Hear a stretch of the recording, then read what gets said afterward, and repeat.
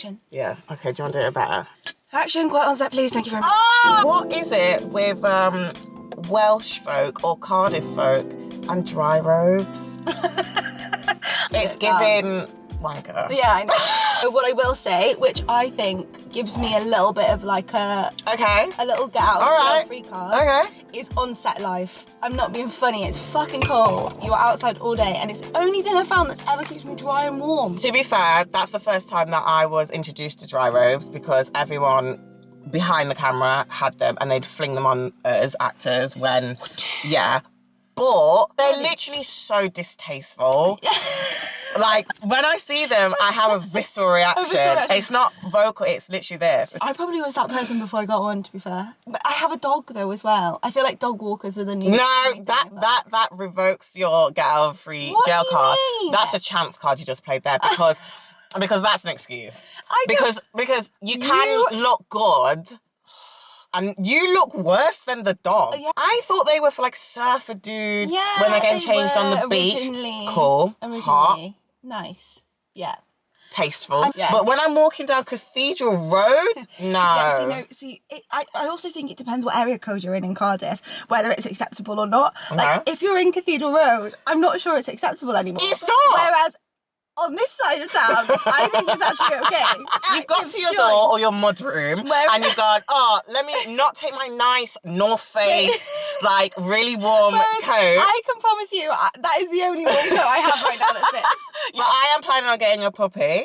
Are you? Yeah. Oh my God. And the day that I purchased yeah, I will come find you. Come find me. Come find me and go, are you sure about this, babe? See? Oh, no. And I'll go, I'll let you do it. Do you know what? I don't know what I was thinking. I got caught up in it. You'll walk around for a few weeks and I'll go, do you remember that conversation we had? On one. It's literally in the back of my car now. Like, I take it everywhere, just in case. What colour is yours? Oh, it's bright red. Because I do look like a traffic light. Yeah, and yours screams, I wanted a dry robe. And I got one for Christmas from my mum.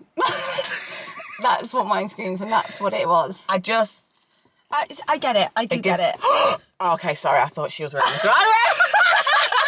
What were you going to do? I don't know. I said, excuse me, we're on YouTube. Could you just tell us about the thought process? When you get a dog, though, let's have this chat again. Well, we will. Maybe I'll just lend you Albie for a little while and then see how you feel. Oh, I've got something for Albie. Oh, what did you get? I got him a chew toy. Oh my God, he's going to be so happy. Oh my God, he's going to love it. Oh, I like this one. It's the 3 best movies of all time. At the moment. I love it at the moment. At the moment, where I'm at in my life, there's a movie on Amazon Prime called Bottoms with Ayo Adebiri. And yeah, she's epic. Absolutely so funny. Like, it is a stoner movie. Silly. It was like one of the first films in a really long time that really made me properly laugh. Marilyn Monroe, Gentlemen Prefer Blondes. Very good. Very good. Love that because I love the costumes. Mother's Day by Emily Burnett. That's comedy gold. Okay, we're staying on the same theme.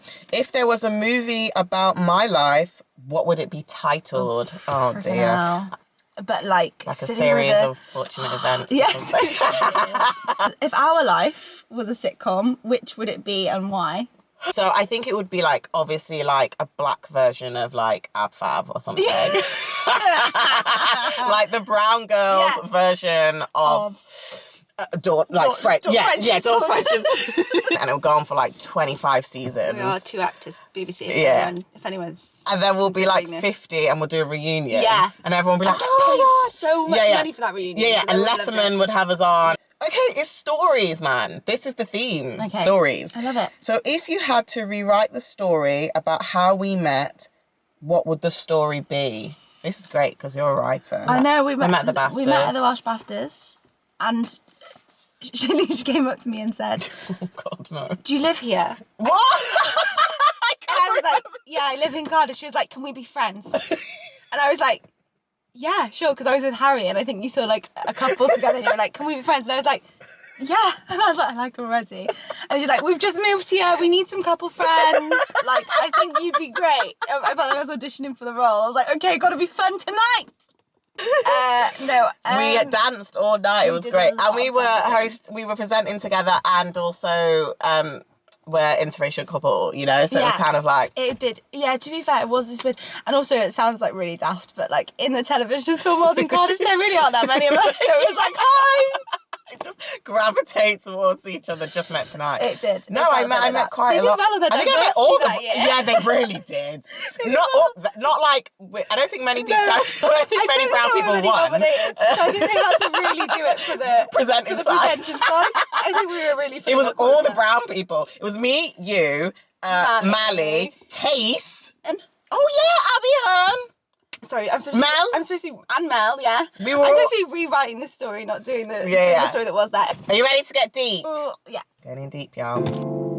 Oh, what's the most recent thing I've done that surprised you? I think including us in your pregnancy journey. That surprised us. It surprised I think maybe because it's so personal. Yeah. Like, so personal. And I understand how personal it is. And you told us in such a beautiful way. And it was so sensitive and exciting. And yeah, we were just like buzzing for like the rest of that week. If you could have something of mine, what would it be and why? My instinct says your confidence. Like your ability to walk into a room, like shine out who you are into everybody and be like and like have that presence. I know that confidence has also taken so long for you to build up and work on. Like, it's not something that happened overnight. It's not something, and for it to come across unapologetically and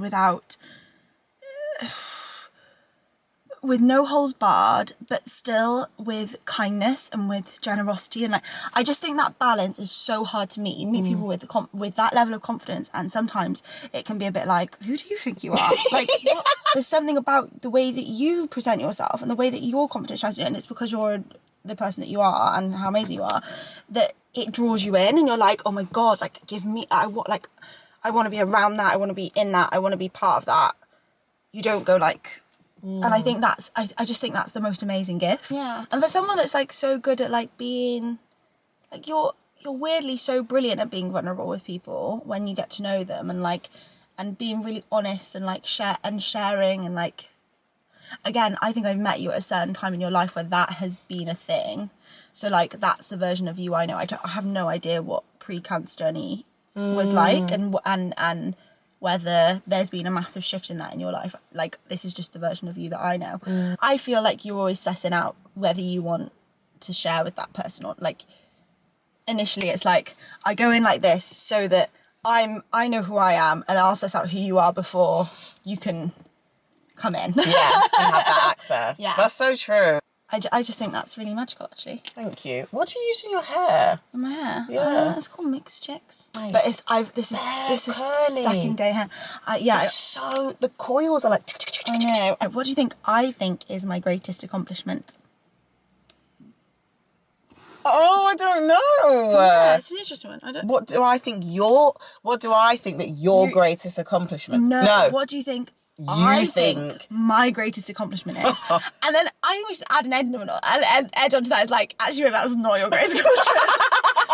Actually, I think that's... It'll probably be a bit more of a personal thing for you. I know that you've got a really good family, got a really good home base, and I think that's something that, if one of the questions that you asked me is like something that I'd want from you, I'd want, you know, my family to live a lot closer to me and be able to just... So I think your greatest accomplishment is probably maintaining a really good family home.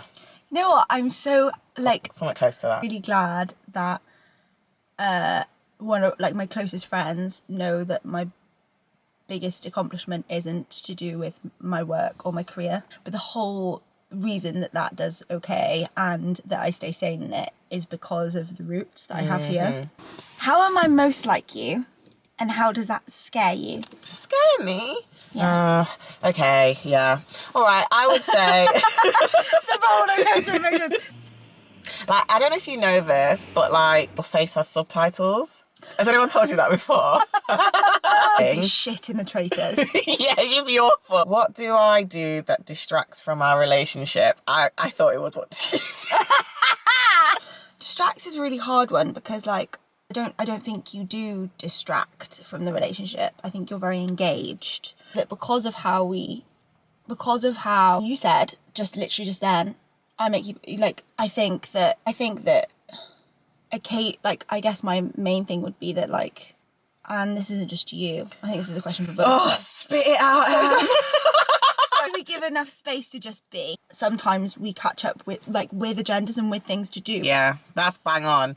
It's bang on. And I do think, and not that I'm making an excuse, but I do think often it is because our time is limited. Yeah. But I think when baby comes, there'll be more time to just be sitting and being with each other. And doing something that had no value to anyone else except for ourselves. Yeah. And I think that sometimes, Yeah, that does distract. I think that's bang on. What were you like before we met and how have I changed you? I think I was a bit more self-absorbed. Really? Didn't have that skill to really quickly see it from someone else's perspective.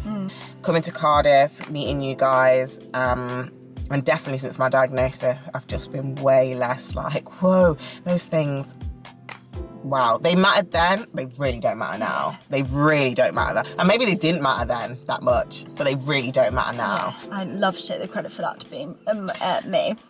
But I think if we'd have met 10 years ago, we would have both been in completely different places. I'm so fascinated by this like era of life, this new bit, like the 30s. Wait until you get to 30, babe. I'm actually so excited about it. No, they lied. 30s, I mean, enjoy your last bits of the 20s, they're great. 30s is where it's at. And cut.